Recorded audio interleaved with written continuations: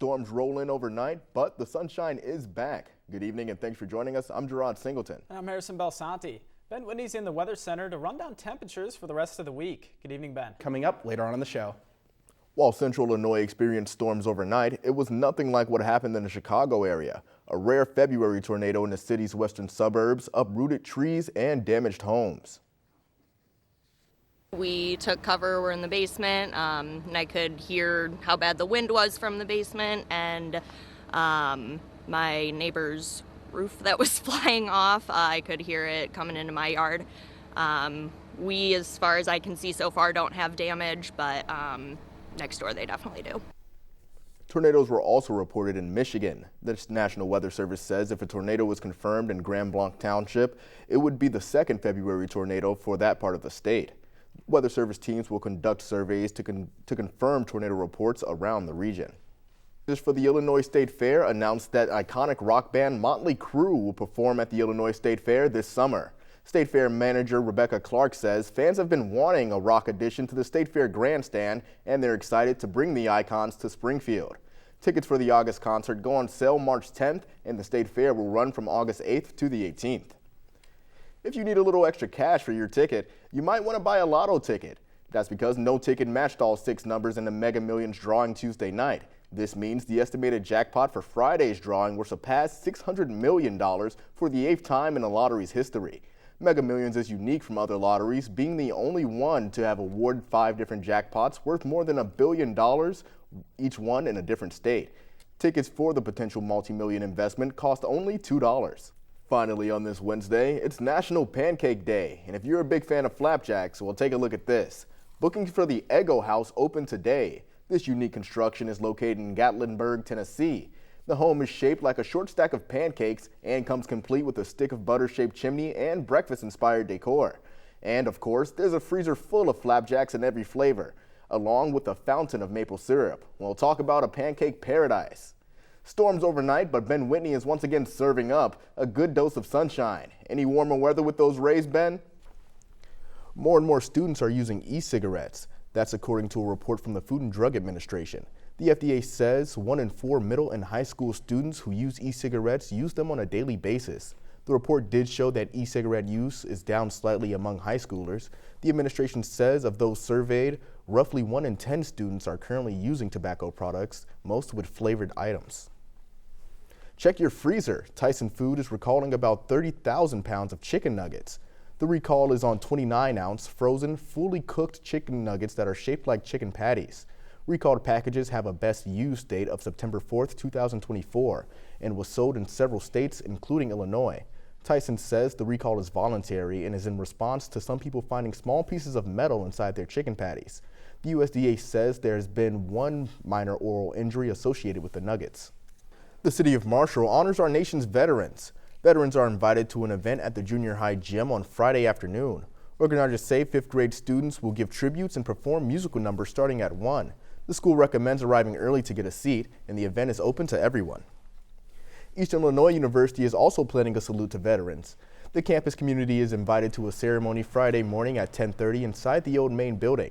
The program will feature music and remarks from Eastern administrators and other campus military dignitaries.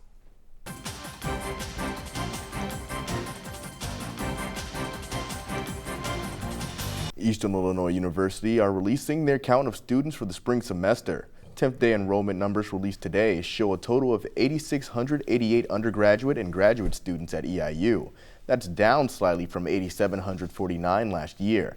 University officials say the change is minor, and they pointed to increases in the numbers of international students and high school dual credit students. Illinois education leaders are calling for a big increase in school spending as a part of a new state budget. Yesterday, the Illinois State Board of Education voted to ask lawmakers for a $653 million increase in pre-K through high school funding in the next fiscal year. That includes $300 million in direct funding for districts under the state's evidence-based funding plan.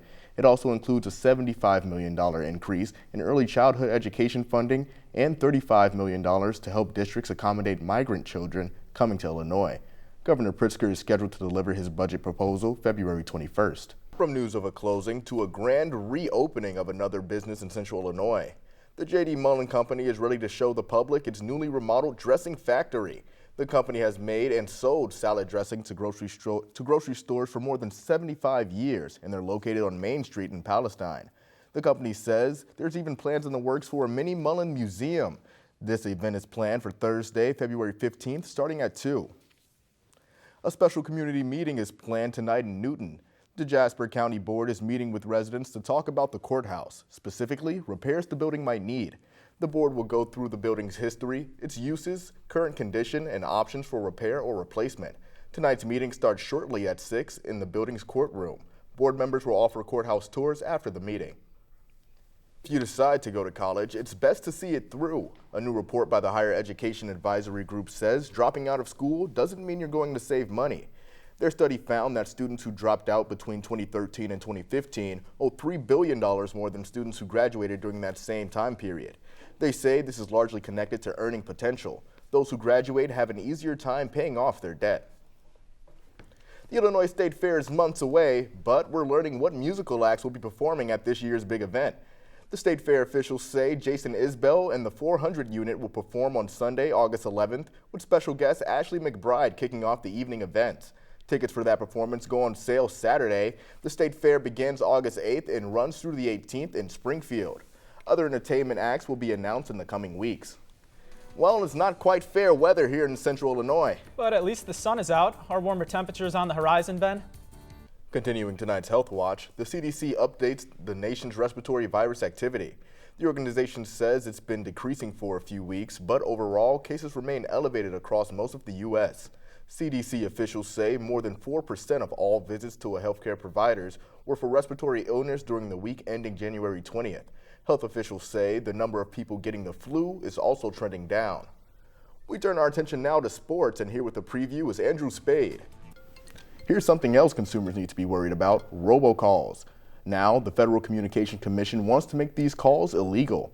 The FCC says there's been a rise in these types of calls during the last few years. So, the agency is proposing the Telephone Consumer Protection Act to include voice cloning technology. This announcement comes after the robocall with an AI voice resembling President Joe Biden targeted thousands of New Hampshire voters.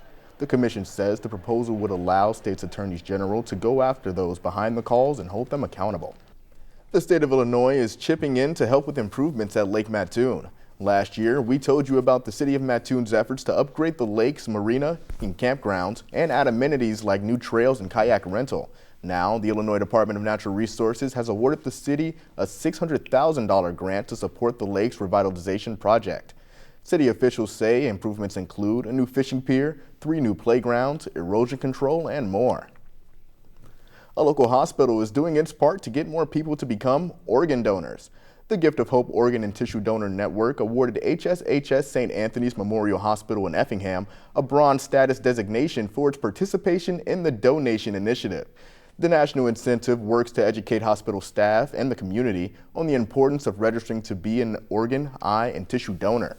The network says St. Anthony's has helped increase the number of registered donors in the community through this initiative. Lawmakers in Indiana promise to take steps to make child care more available and affordable this legislative session. In a similar move to what other states have proposed, Indiana lawmakers are looking to expand voucher assistance to child care workers whose own children need care. Other legislative pieces seek to lower the minimum age for child care workers, make for-profit centers tax exempt, and ease licensing requirements. While the first deadline for bills to reach an initial vote comes early next week, lawmakers can alter and add to legislation as the session continues.